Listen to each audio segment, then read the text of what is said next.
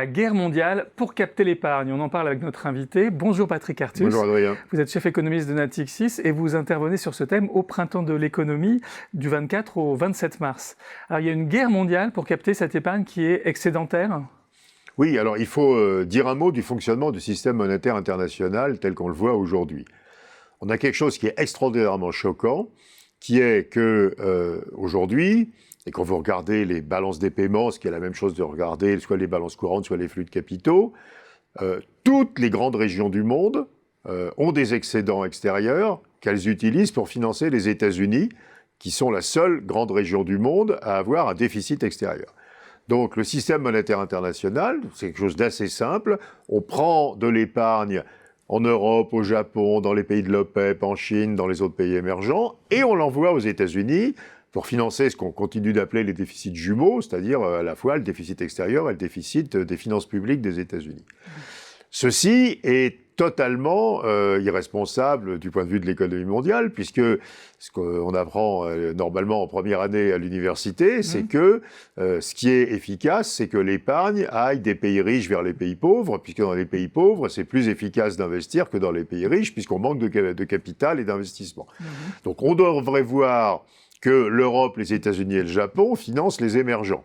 Or, on voit que tout le monde finance les États-Unis. Donc il y a un transfert énormément inefficace de l'épargne et qui est très mauvais pour l'économie mondiale, puisqu'on envoie l'épargne du monde dans la région qui a l'efficacité d'un investissement supplémentaire la plus faible, puisque c'est déjà la région la plus riche. Alors c'est lié au rôle du dollar. Est-ce qu'il y aurait une autre façon de faire? Est-ce qu'on peut infléchir cela? Oui, alors je crois que c'est lié à deux choses. C'est lié d'abord à ce qu'on a laissé se développer depuis 30 ans, une succession continuelle de crises des pays émergents. Les émergents sont en crise, l'Amérique latine au milieu des années 90, à peu près tous à la fin des années 90, puis à nouveau au début des années 2000, puis pendant la grande crise de 2008, puis en 2013 et 2016 à nouveau à peu près tous les émergents, puis à nouveau aujourd'hui, regardez l'Argentine, le Brésil, la Turquie, etc., l'Afrique du Sud, enfin voilà. Et donc on a une série de crises des émergents qui en fait découragent les investisseurs d'aller vers les pays émergents. Et on voit que les flux de capitaux vers les émergents en fait diminuent, puisqu'on a peur. Puisque ces crises, c'est des crises où le taux de change du pays se déprécie beaucoup, il y a des problèmes de solvabilité, voilà. Et ce qui se passe aujourd'hui avec la dette de l'Argentine, vous voyez, elle ne va pas redonner de la confiance. Donc, premier message, il faudrait arrêter cette énorme volatilité des flux de capitaux vers les émergents. Et moi, je crois, et d'ailleurs le FMI fait partie de cette réflexion, qui est une réflexion à avoir sur le retour de certains contrôles des capitaux. Il faut pas que les capitaux spéculatifs de court terme aillent dans les pays émergents, parce qu'ils y vont, ils ressortent, et ça crée de la volatilité qui décourage tout le monde.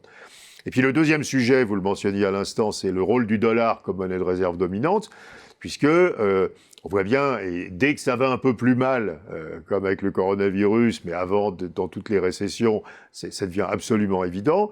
La monnaie de réserve mondiale, c'est le dollar, mais en fait, c'est pas le dollar, c'est la dette du Trésor des États-Unis.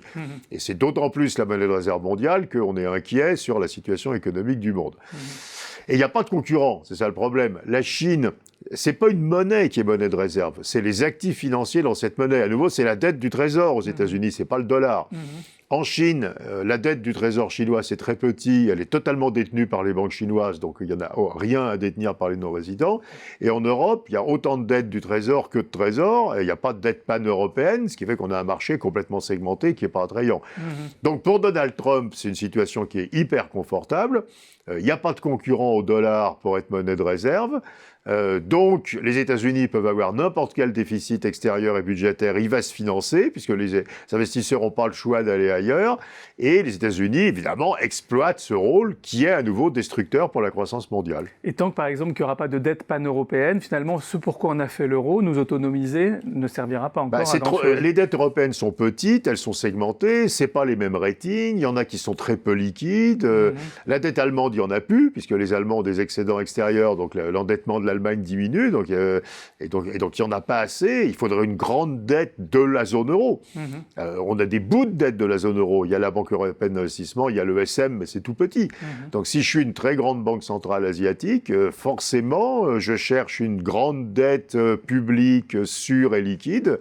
Et je vais continuer à ce qu'on voit aujourd'hui, avoir 65-67% de mes investissements dans la dette des États-Unis. Donc Donc voilà, donc les deux remèdes à cette situation horrible que nous avons, c'est un, stabiliser les flux de capitaux vers les émergents, et deux, pour nous Européens, fabriquer une dette de l'Europe, qui remplace la dette du Trésor des États-Unis dans les portefeuilles des grands investisseurs.